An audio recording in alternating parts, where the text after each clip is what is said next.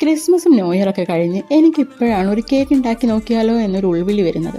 അപ്പം തന്നെ ചോക്ലേറ്റ് കേക്കിന് വേണ്ട സാധനങ്ങളൊക്കെ ഞാൻ കളക്ട് ചെയ്തു. ഞാനൊരു കേക്ക് ഉണ്ടാക്കി നോക്കിയിട്ട് കുറച്ചധികം നാളായി.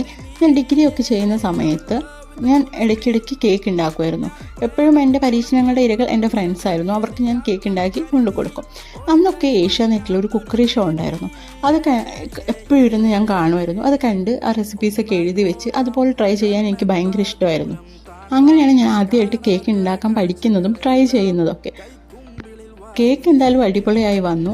അവസാനം വിപ്പിംഗ് ക്രീം വെച്ചൊരു ഫിനിഷിംഗ് ലുക്കും വൃത്തിയായിട്ട് കൊടുത്തു.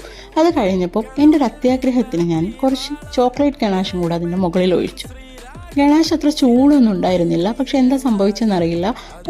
ഗണാഷ് ഒഴിച്ചു കഴിഞ്ഞപ്പം ഈ വിപ്പിംഗ് ക്രീമും ഗണാഷും കൂടെ മെൽറ്റായിട്ട് ഇറങ്ങാൻ തുടങ്ങി. വിപ്പിംഗ് ക്രീമും കൂടെ ചേർത്തൊന്ന് അഡ്ജസ്റ്റ് ചെയ്ത് വെച്ചു. അതുകൊണ്ട് കാണാൻ വലിയ ഭംഗിയൊന്നുമില്ല, പക്ഷെ നല്ല ടേസ്റ്റ് ഉണ്ടായിരുന്നു.